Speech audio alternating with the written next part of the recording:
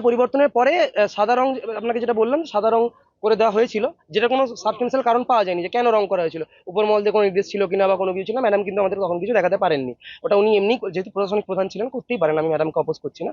তো উনি ওটা সাদা রং করে দিয়েছিলেন এবং তারপরে এগুলো করা হয়েছে। এবং ওই আপনারা যেটা যেই স্লোগানটা আমি বললাম বারবার, এন পুবলো যে স্লোগানটা আছে এবং এই যে চিলিয়ান একটা কমিউনিস্ট স্লোগান, এটার মানে এই অভয়ারণ্যের সঙ্গে কি সম্পর্ক আমার জানা নেই আর কি।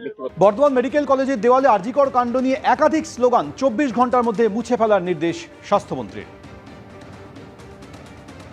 দেওয়াল লিখন নিয়ে স্বাস্থ্যমন্ত্রী নয়, সিনিয়র চিকিৎসক, কারুর কাছে বাবা মার বয়সী আমি, কারুর কাছে বড়দাদার বয়সী আমি, কারুর কাছে জেঠুর বয়সী আমি আবেদন করেছি যে নিজের বাড়িতে কি এই প্রতিবাদী লেখনটা হয়?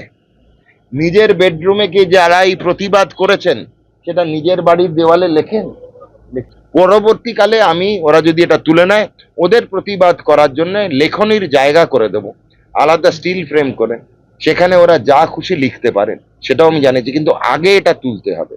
এটা আমি স্বাস্থ্যমন্ত্রী না, একজন অভিভাবক হিসেবে বলতে পারেন, ওদের কাছে হাত জোড় করে কিন্তু নিবেদন করেছি। ওরা যদি করে ভালো, না করলে ব্যবস্থা আমরা তখন নেব।